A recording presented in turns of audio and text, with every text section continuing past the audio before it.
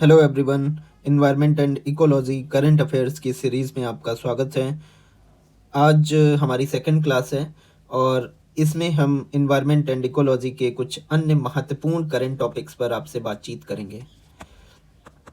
तो आज का जो हमारा पहला टॉपिक है वो है कि हाल ही में यूनेस्को के मैप यानी man and biosphere reserve programme के अंतर्गत भारत के बायोस्फीयर रिजर्व की सूची में एक नया नाम जुड़ा है। अब भारत के कुल 13 बायोस्फीयर रिजर्व यूनेस्को के इस वैश्विक नेटवर्क का हिस्सा बन चुके हैं। तो सबसे पहले समझते हैं इस टॉपिक में कि ये मैप प्रोग्राम है क्या, man and biosphere reserve programme है क्या। तो यूनेस्को ने 1971 में मैन एंड बायोस्फीयर प्रोग्राम की शुरुआत की थी। यह एक इंटरडिसिप्लिनरी वैज्ञानिक कार्यक्रम है जिसका उद्देश्य है लोगों और पर्यावरण के बीच संबंधों में सुधार करना। भारत का कोल्ड डेजर्ट अब world network of biosphere reserve में शामिल होने वाला 13वां स्थल बन गया है। यह उत्तर भारत के हिमाचल प्रदेश राज्य में स्थित है।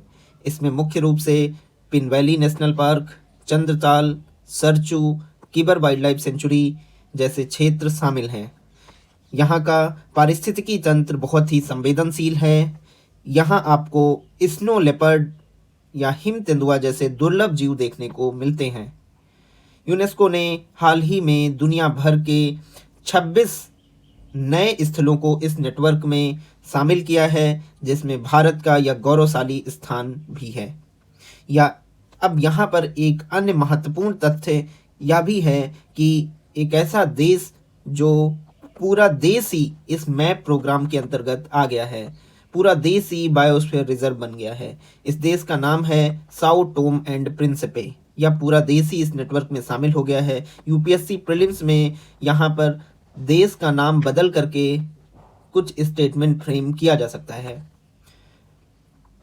अब आप मुझे कमेंट बॉक्स में बताइए कि यह देश किस कॉन्टिनेंट में आता है, Sao Tomé and Principe. Bharat में कुल 18 बायोस्फीयर रिजर्व हैं, लेकिन याद रखिएगा कि ये सभी यूनेस्को की सूची में शामिल नहीं हैं। अब 13 ऐसे हैं जिसे अंतर्राष्ट्रीय मान्यता प्राप्त है जो यूनेस्को के मैप प्रोग्राम के अंतर्गत आते हैं, जिसमें जो न्यूली एडेड है वो है कोल्ड डेजर्ट बायोस्फीयर रिजर्व। इससे पहले Nanda Devi biosphere reserve, Kutch biosphere reserve, Nilgiri biosphere reserve, Mannar की खाड़ी बायोस्फीयर रिजर्व, सुंदरबन और कंचनजंगा बायोस्फीयर रिजर्व शामिल हैं। इस तरीके के अब टोटल 13 बायोस्फीयर रिजर्व यूनेस्को के मैप प्रोग्राम के अंतर्गत आ गए हैं। बायोस्फीयर रिजर्व के बारे में मैं कुछ आपको बताऊं तो ये आप समझ सकते हो कि बायोस्फीयर रिजर्व में 3 जोन होते हैं, जिसमें जो पहला जोन होता है इसको कोर जोन बोलते हैं, जो दूसरा जोन होता है इसको बफर जोन बोलते हैं और थर्ड जोन जो होता है इसको ट्रांजिशन जोन बोलते हैं। ट्रांजिशन जोन बायोस्फीयर रिजर्व का जो मुख्य कॉन्सेप्ट है इसके लाने के पीछे वो ये है कि मानव वन्यजीव संघर्ष को कम किया जा सके। आप मुझे कमेंट बॉक्स में बताइए कि भारत का पहला biosphere reserve, first biosphere reserve कौन सा था, फर्स्ट बायोस्फीयर रिजर्व कौन सा था और वह किस वर्ष मैप में शामिल हुआ था, मैन एंड बायोस्फीयर प्रोग्राम में शामिल हुआ था। ये आपको बताना है कि भारत का पहला बायोस्फीयर रिजर्व कौन सा था और वह किस वर्ष मैप में शामिल हुआ था। तो होपफुली इस टॉपिक से संबंधित जो भी बेसिक और करंट की चीज़ें हैं वो मैंने आपके साथ डिस्कस किया। और अब हम चलते हैं अपने अगले टॉपिक्स पर। इससे पहले यहाँ पर कुछ मुख्य निष्कर्ष दिए हुए हैं अभी तक के सीरीज़ में। जो कुछ भी हमने टॉपिक्स डिस्कस किया है उसका निचोड़ यहाँ पर दिया गया है। तो इस सीरीज़ में जो हमने पहला टॉपिक देखा था IUCN वर्ल्ड कंजर्वेशन कांग्रेस, जो अबू धाबी UAE में हुआ था और यहाँ से Abu Dhabi call to action निकल करके आया था, जिसके अंतर्गत 2045 तक प्रकृति को मानव कल्याण की बुनियाद के रूप में स्वीकार करने की बात कही गई थी।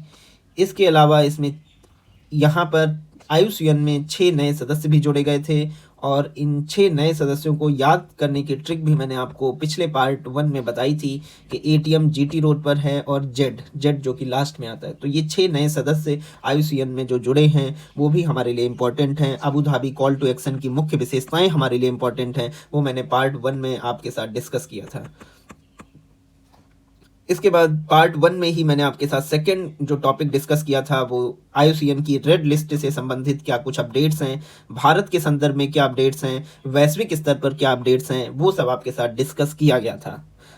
और उसमें मैंने आपको बताया था कि भारत के संदर्भ में जो 12 पक्षियों की प्रजाति हैं उनकी स्थितियां बदली हैं, जिसमें एक पक्षी था इंडियन रोलर, जिसे नीलकंठ पक्षी भी बोला जाता है। इसकी स्थिति अब नियर थ्रेटेंड में आ गई है।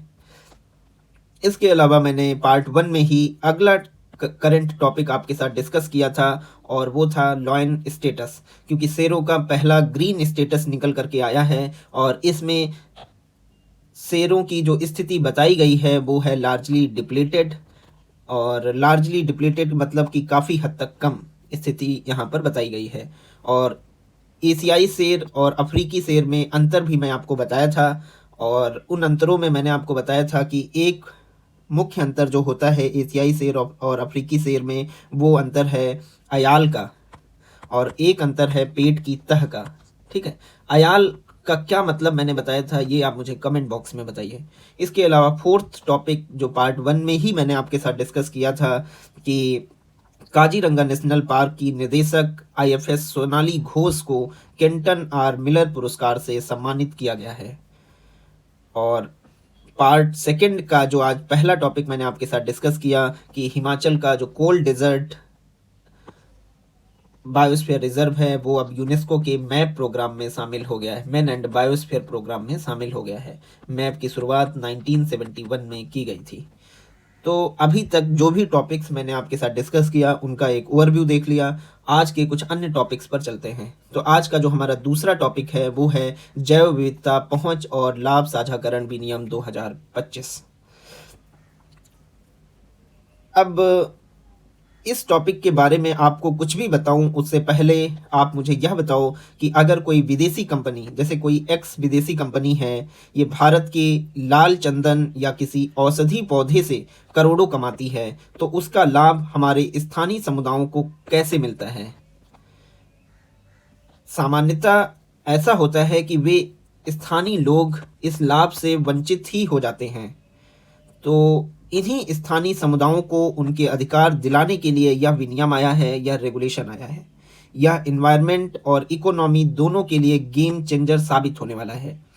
अभी तक केवल भौतिक संसाधनों जैसे पत्तियाँ, जड़ें, इन पर ही लाभ साझा किया जाता था, लेकिन इस रेगुलेशन के अकॉर्डिंग अब डिजिटल सीक्वेंस इंफॉर्मेशन को भी शामिल किया गया है।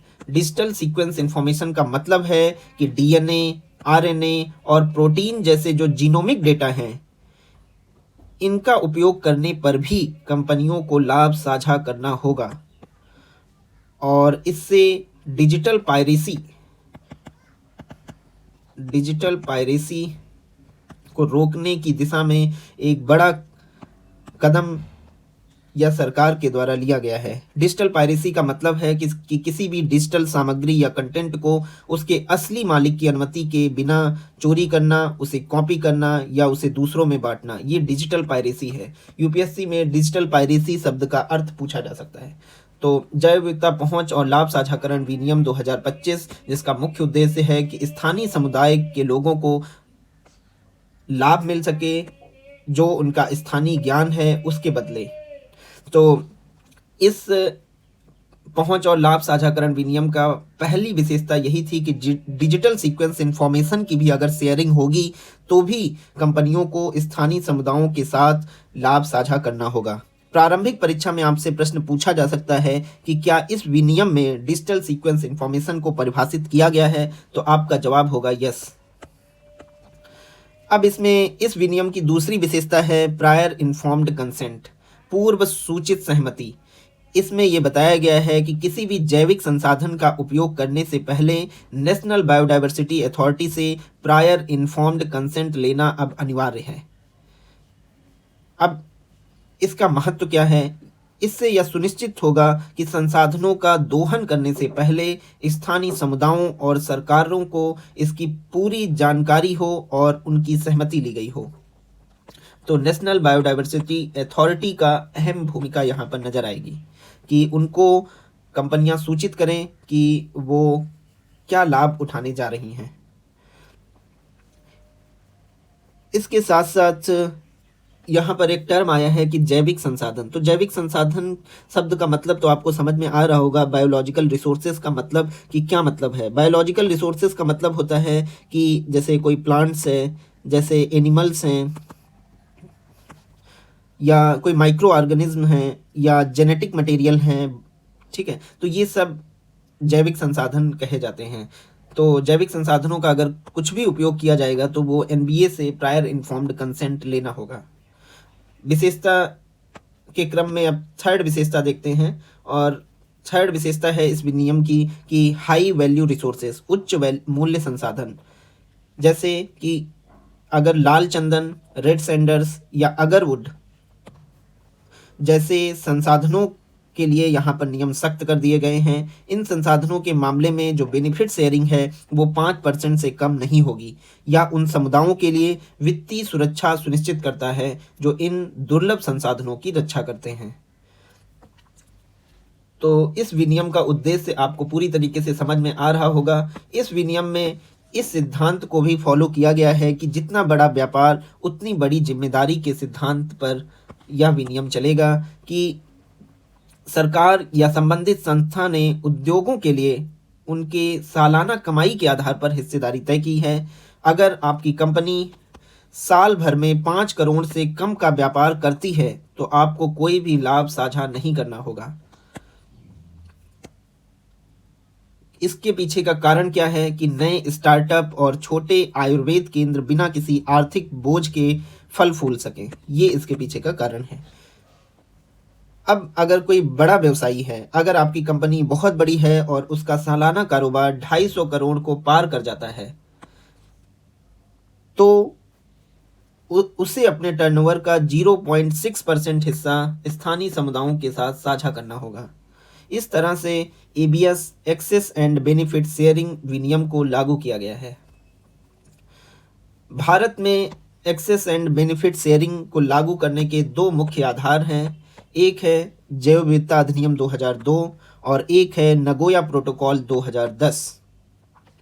जैव विविधता अधिनियम 2002 यह भारत का घरेलू कानून है जो जैव विविधता के संरक्षण और इसके लाभों के समान वितरण की बात करता है। नगोया प्रोटोकॉल जो कि 2010 में देखने को मिला, यह कंजर्वेशन ऑफ बायोडाइवर्सिटी का एक महत्वपूर्ण प्रोटोकॉल है। यह एक अंतर्राष्ट्रीय संधि है जो यह सुनिश्चित करती है कि जेनेटिक रिसोर्सेस के उपयोग से होने वाले लाभों को उचित तरीके से साझा किया जाए। भारत में एबीएस लागू करने के लिए एक 3 टायर ढांचा भी बनाया गया है, जिसमें पहले स्तर पर नेशनल बायोडाइवर्सिटी अथॉरिटी को रखा गया है, सेकंड स्तर पर राज्य जैव विविधता बोर्ड को रखा गया है, और तीसरे स्तर पर जैव विविधता प्रबंधन समितियां देखने को मिलती हैं। तो या केंद्र स्तर पर या राज्य स्तर पर, और यह पंचायत स्तर पर या नगर पालिका के स्तर पर काम करती हैं। तो अब आप सबकी राय जानना है कि एबीएस जो है वो आपकी नज़र में किस तरीके से स्थानीय समुदायों के लिए लाभकारी है, किस तरीके से स्थानीय समुदायों को सुरक्षा प्रदान करेगा। ये कुछ आप अपनी राय कमेंट बॉक्स में हमको बता सकते हो। और यहाँ पर एक केस स्टडी भी दी हुई है। एक केस स्टडी है जिसमें केरल के कानी आदिवासी समुदाय के बारे में बताया गया है, जिसने आरोग्य पचा पौधे के ज्ञान को साझा किया। वैज्ञानिकों ने इससे एक औषधि बनाई जिसका नाम है जीवनी, और एबीएस के तहत अब दवा की बिक्री पर जितना भी प्रॉफिट हुआ उसका एक हिस्सा स्थानीय समुदायों को दिया गया। तो इस केस स्टडी को भी ध्यान रखना है, कानी आदिवासी समुदाय का नाम ध्यान रखना है। ये topic access and benefit sharing regulation 2025, ये टॉपिक हमारे लिए प्री और मेंस दोनों के लिए बहुत ज़्यादा इम्पोर्टेंट है। अब आज के थर्ड टॉपिक पर चलते हैं, और आज का थर्ड टॉपिक है कि वन्य जीव संरक्षण केरल संशोधन विधेयक 2025। टॉपिक के बारे में कुछ भी बताऊं उससे पहले आप मुझे यह बताओ कि क्या एक राज्य सरकार केंद्र के कानून को बदल सकती है? क्या कोई राज्य सरकार केंद्र के कानून को बदल सकती है। जैसे केंद्र का कानून था वाइल्ड लाइफ प्रोटेक्शन एक्ट 1972 का। केरल ऐसा पहला राज्य बन गया है जिसने मानव वन्यजीव संघर्ष को रोकने के लिए वाइल्ड लाइफ प्रोटेक्शन एक्ट 1972 में संशोधन का प्रस्ताव रखा है। क्या केरल ऐसा कर सकता है? तो अब इस बात को पहले समझ लेते हैं। अब आपने कॉन्स्टिट्यूशन में पढ़ा होगा, इंडियन कॉन्स्टिट्यूशन में, कि जो वाइल्ड लाइफ है, वाइल्ड लाइफ वन्यजीव जो हैं वो संविधान की समवर्ती सूची का विषय है। वाइल्ड लाइफ जो है वो संविधान की समवर्ती सूची का विषय है। इसका मतलब है कि राज्य सरकार भी इस पर कानून बना सकती है, लेकिन केंद्र और राज्य संबंधों में आपने ये चीज़ पढ़ा होगा कि जब केंद्रीय कानून से टकराव की स्थिति होगी तो उसमें राष्ट्रपति की अनुमति आवश्यक है। कि अगर किसी भी विषय पर केंद्र का भी नियम है और उसी विषय पर राज्य का भी कोई नियम आ जाए, तो अगर टकराव की स्थिति है तो इस टकराव की स्थिति में सामान्यतः केंद्र का ही प्रिवेल करेगा, लेकिन अगर राज्य सरकार का नियम प्रिवेल करना है तो राष्ट्रपति के कंसेंट की आवश्यकता पड़ेगी। तो ये कॉन्स्टिट्यूशन का एक पक्ष मैंने आपके साथ डिस्कस किया कि राज्य सरकार भी केंद्र सरकार के कानून को संशोधित कर सकती हैं, और केरल ने ऐसा कुछ क्यों किया है, वाइल्ड लाइफ प्रोटेक्शन एक्ट 1972 में संशोधन क्यों लेकर के आ रहे हैं। तो इसका उद्देश्य है कि मानव जीवन के लिए खतरा बनने वाले जो जंगली जानवर हैं, जैसे जंगली सुअर या वराह को मारने की प्रक्रिया को सरल बनाना। अब इसमें चुनौती क्या आ रही है? चुनौती ये आ रही है कि किसी खतरनाक जानवर को मारने की अनुमति लेने की जो प्रक्रिया है वो बहुत ही जटिल और लंबी है, जिससे स्थानीय लोगों में गुस्सा और असुरक्षा का भाव रहता है। अब वाइल्ड लाइफ प्रोटेक्शन एक्ट 1972 के सेक्शन 11 और सेक्शन 12 को देखते हैं तो हम पाते हैं कि जो चीफ वाइल्ड लाइफ वार्डन हैं उनको विशेष अधिकार दिया गया है कि वो उनकी सहमति से, चीफ वाइल्ड लाइफ वार्डन की सहमति से कुछ विशिष्ट स्थितियों में अनुसूची फर्स्ट और अनुसूची सेकंड के जानवरों के शिकार की अनुमति देने का अधिकार है। और वो विशिष्ट परिस्थितियां क्या होनी चाहिए कि मानव जीवन को खतरा या कोई जो जानवर है वो किसी लाइलाज बीमारी से ग्रसित है जिससे संक्रमण का खतरा हो, तो ऐसी परिस्थितियों में CWW chief wild life warden के पास ये अधिकार है कि वो अनुमति दे। अब यहाँ पर एक सवाल उठता है जो ये तराजू के इमेज से हम समझ सकते हैं कि संरक्षण को ज़्यादा प्राथमिकता दी जाए या मानव सुरक्षा को ज़्यादा प्राथमिकता दी जाए। एक तरफ कंजर्वेशन है जिसमें जैव विविधता को बचाना, पारिस्थितिकी तंत्र का संतुलन बनाए रखना जरूरी है, तो दूसरी तरफ किसानों की फसलें बर्बाद होना और रिहायशी इलाकों में हमले से जान लेना एक गंभीर मानवीय मुद्दा है। अब इस विधेयक के माध्यम से इन दोनों के बीच में संतुलन बनाने की कोशिश की जा रही है और जिसमें राइट टू लाइफ को प्राथमिकता दी जा रही है। तो अभी यह विधेयक प्रेसिडेंट की कंसेंट के लिए अभी गया हुआ है। जब प्रेसिडेंट की कंसेंट मिलेगी तो फिर यह WPA 1972 की जगह पर फिर ये रेगुलेशन लागू हो जाएगा केरल के विशेष संदर्भ में। अब आप मुझे बताइए कि आपको क्या लगता है कि क्या यह संशोधन सही दिशा में है, ये आप मुझे कमेंट बॉक्स में बताइए। अब आज का अगला टॉपिक है कि टाइगर रिजर्व को लेकर सर्वोच्च न्यायालय के नए निर्देश आ गए हैं। कोर्ट ने स्पष्ट किया है कि टाइगर रिजर्व जो है उसके कोर एरिया में अब सफारी नहीं होगी।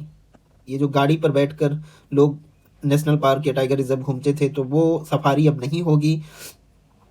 कोर एरिया में इस टाइगर सफारी को रोकने के पीछे की वजह ये बताई जा रही है कि कोर एरिया सबसे संवेदनशील हिस्सा है जहां बाघ प्रजनन करते हैं और इंसानी दखल वहां पर बढ़ रहा था, इसलिए टाइगर सफारी पर रोक लगा दी गई है। क्योंकि भारी वाहनों और पर्यटकों के शोर से बाघों के प्राकृतिक व्यवहार और उनके प्रजनन चक्र पर बुरा असर पड़ता है। कोर और महत्वपूर्ण आवासों में रात के समय भी पर्यटकों का जाना पूरी तरह से बंद होगा, क्योंकि अधिकांश जानवर जो हैं वो रात में सक्रिय होते हैं और रात की लाइटें और शोर उनके शिकार करने और घूमने की आज़ादी में बाधा डालते हैं, इसलिए इन पर भी प्रतिबंध लगा दिया गया है। बफर जोन में मैंने आपको बताया था कि कोर जोन, फिर बफर जोन, फिर ट्रांजिशन जोन। तो बफर जोन में खनन और बड़े प्रोजेक्ट जो हैं उनको प्रोहिबिट, निषिद्ध कर दिया गया है। इसके अलावा कुछ मैंडेटरी उपाय भी किए गए हैं, जिसमें यह उपाय किया गया है कि मानव वन्यजीव संघर्ष को अब प्राकृतिक आपदा के रूप में माना जाएगा।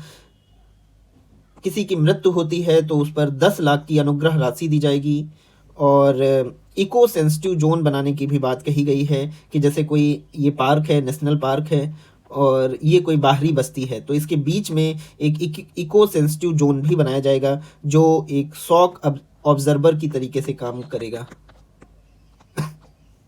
शॉक ऑब्जर्वर की तरीके से काम करेगा। इस तरीके से सुप्रीम कोर्ट के ये जो रेगुलेशंस हैं, ये निर्देश जो हैं, ये आर्टिकल 48A और आर्टिकल 51A का जी वाला, 51A के जी वाला जो भाग है उसको लागू करने का प्रयास है। ठीक है, आज का जो हमारा अगला टॉपिक है वो है टॉपिक नंबर 5, जिसमें हम Gandhi Sagar wild life sanctuary के बारे में बातचीत करेंगे। Gandhi Sagar wild life sanctuary हाल के दिनों में चीता री इंट्रोडक्शन प्रोजेक्ट के हिस्से के रूप में चर्चा में बना हुआ था। चीता री इंट्रोडक्शन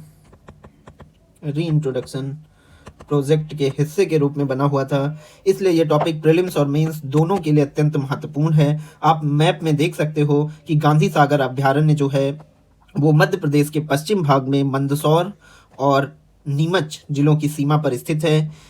यह अभ्यारण्य या वाइल्ड लाइफ सेंचुरी चंबल नदी के किनारे स्थित है। चंबल नदी यहाँ पर मैप में आपको दिख रही होगी। इसके बीचों बीच से चंबल नदी गुजरती है, जो इसे 2 भागों में विभाजित करती है। चंबल नदी पर बने 4 प्रमुख बांधों में से एक गांधी सागर बांध, जो ये गांधी सागर डैम है, इसी के पास स्थित है, जिसके जलाशय का एक बड़ा हिस्सा अभ्यारण्य के अंतर्गत आता है। अब यह केवल एक वन्यजीव क्षेत्र नहीं है, बल्कि इसका ऐतिहासिक महत्व भी बहुत अधिक है। चतुर्भुज नाला रॉक शेल्टर या प्री हिस्टोरिक एरा के रॉक पेंटिंग्स यहाँ पर देखने को मिलते हैं, जो रॉक आर्ट साइट दुनिया की सबसे लंबी रॉक आर्ट गैलरीज में से एक मानी जाती हैं। कूनो नेशनल पार्क के बाद गांधी सागर अभ्यारण्य को चीतों के लिए दूसरा घर बनाने की तैयारी चल रही है। पहले कूनो नेशनल पार्क था और अब Gandhi Sagar wild life sanctuary जो है वो चीता री इंट्रोडक्शन प्रोजेक्ट का हिस्सा बन रहा है। और अब सरकार जो है इंटर कॉन्टिनेंटल ट्रांसलोकेशन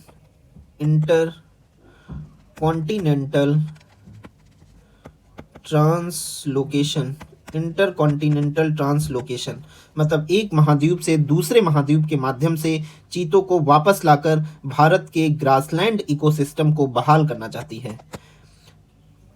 भारत और बोत्सवाना के बीच 8 नए चीते लाने की घोषणा की गई है। इससे पहले हमने देखा था कि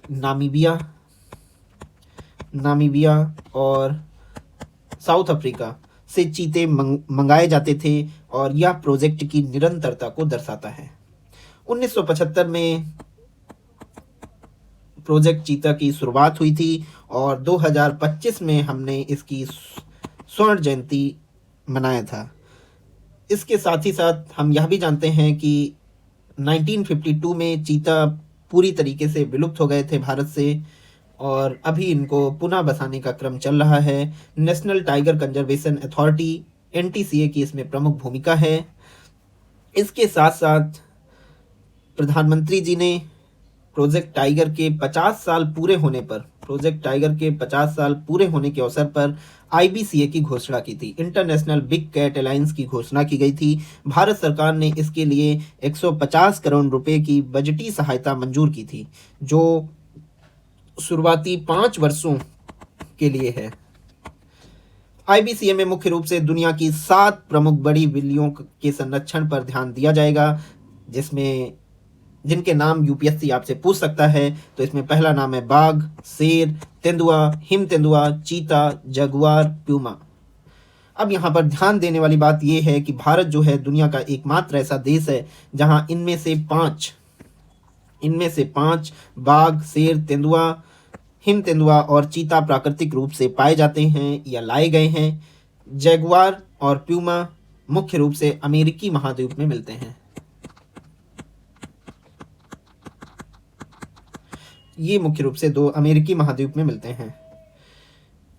यह सिर्फ जो है वो भारत तक सीमित नहीं है इंटरनेशनल बिग कैट अलायंस, बल्कि यह 95 देशों का एक बहुदेशी गठबंधन है। इसमें वे देश शामिल हैं जहां ये बिल्लियां पाई जाती हैं, साथ ही वे देश भी जो इनके संरक्षण में रुचि रखते हैं। तो इंटरनेशनल बिग कैट अलायंस हमने देख लिया, प्रोजेक्ट चीता के बारे में देख लिया, Gandhi Sagar wild life sanctuary के बारे में देख लिया, जो कि अब चीता री इंट्रोडक्शन प्रोजेक्ट का हिस्सा बन गया है, जो कि मध्य प्रदेश में है, मंदसौर और नीमच जिलों के पास स्थित है। चंबल नदी इसके बीच से होकर गुजरती है, जो इसे 2 भागों में विभाजित करती है। और कुछ अन्य फैक्ट्स हमने बातचीत किया आपसे।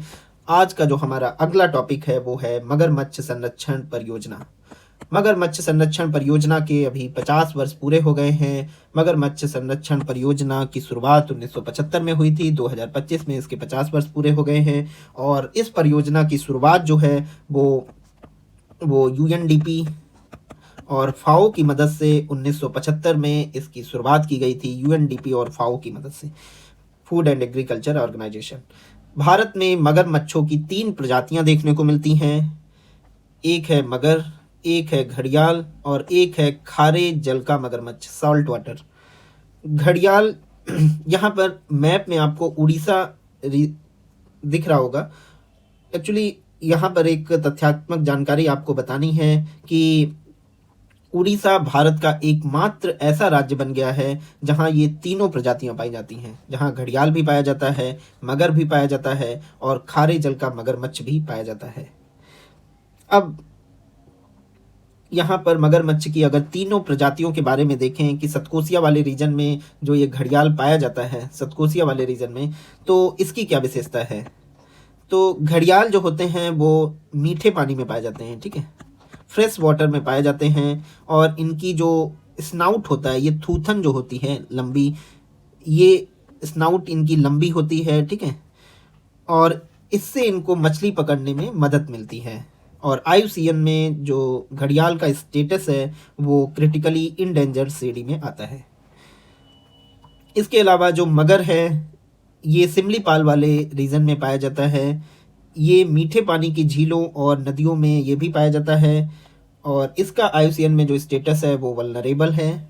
और जो साल्ट वाटर क्रोकोडाइल है, साल्ट वाटर क्रोकोडाइल भीतर कनिका वाले रीजन में पाया जाता है। यह दुनिया का सबसे बड़ा जीवित रेप्टाइल है, यह दुनिया का सबसे बड़ा जीवित रेप्टाइल है।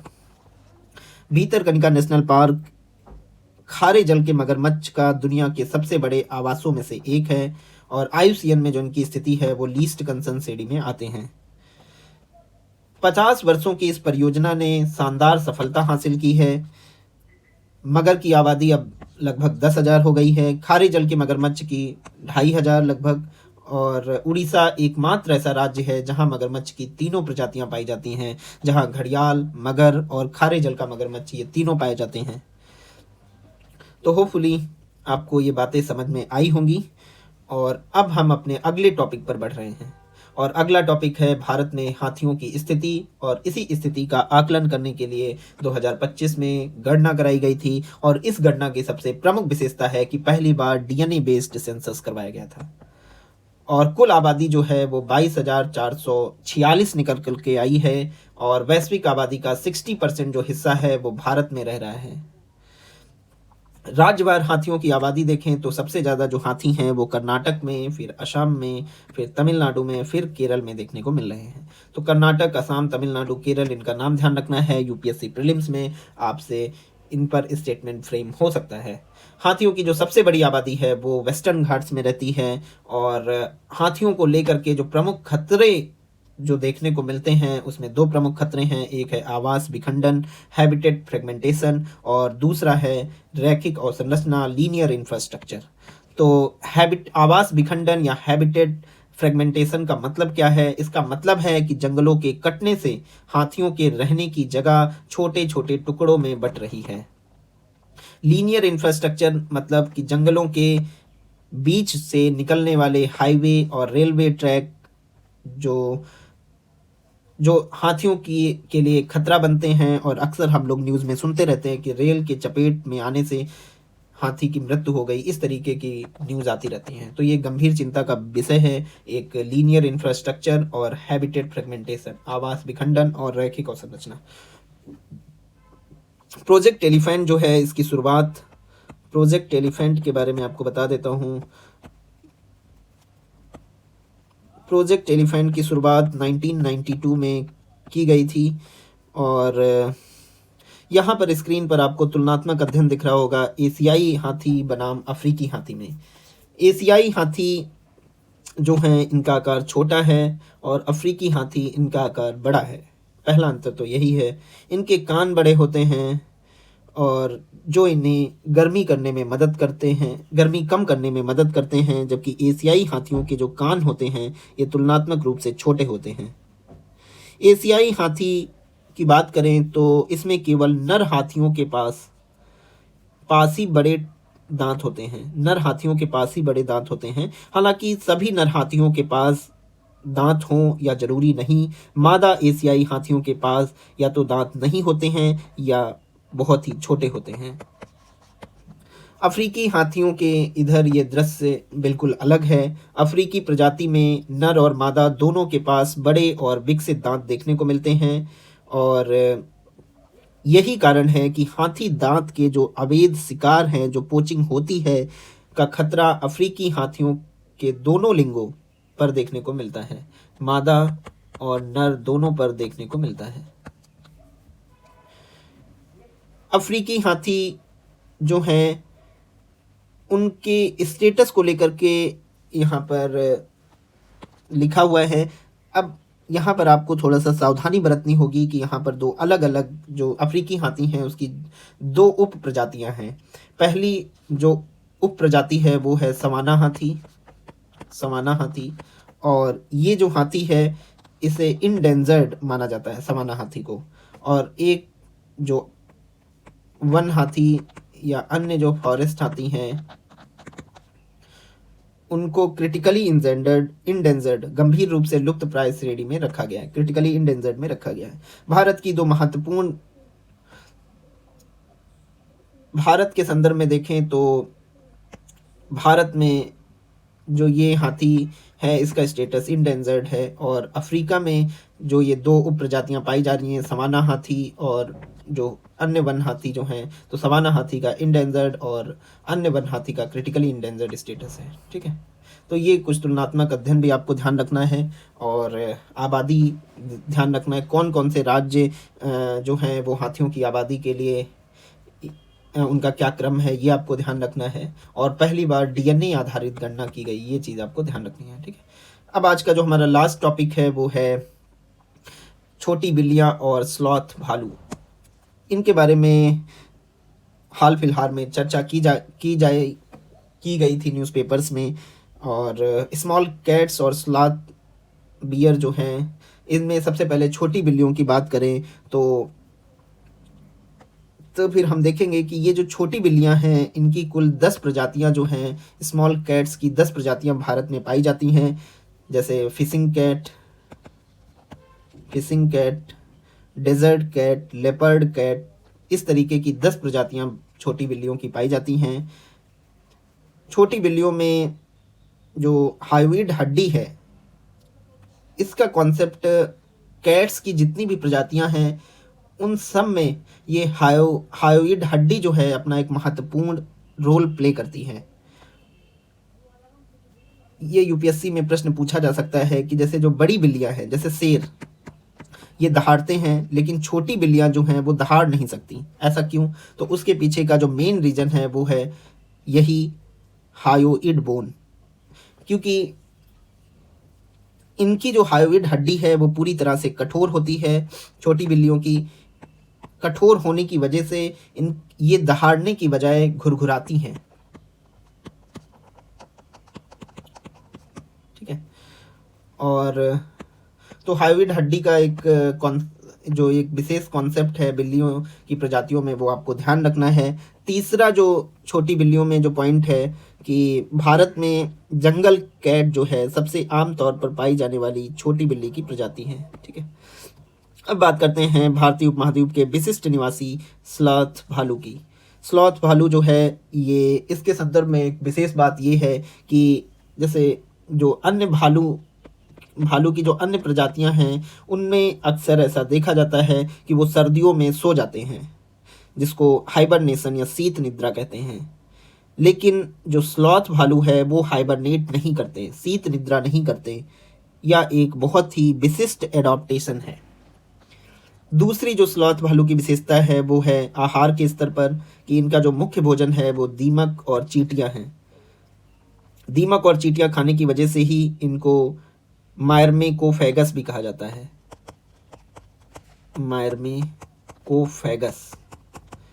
मायरमेकोफेगस भी कहा जाता है, जिसका अर्थ है कि इनका मुख्य भोजन दीमक और चींटियां हैं। इनके पास जो ये लंबे नाखून हैं, जिनसे ये दीमक के टीलों को खोदते हैं और चींटियों को खाते हैं। स्लॉथ भालू को लेकर के 2025 में प्रोजेक्ट स्लॉथ बियर 2025 चलाया गया है। इसलिए ये प्रजाति आपके लिए यूपीएससी प्रीलिम्स प्रोस्पेक्टिव से बहुत ज़्यादा इम्पॉर्टेंट हो गई है। और ये प्रोजेक्ट इसलिए ही चलाया गया है कि मानव वन्यजीव संघर्ष को कम किया जा सके।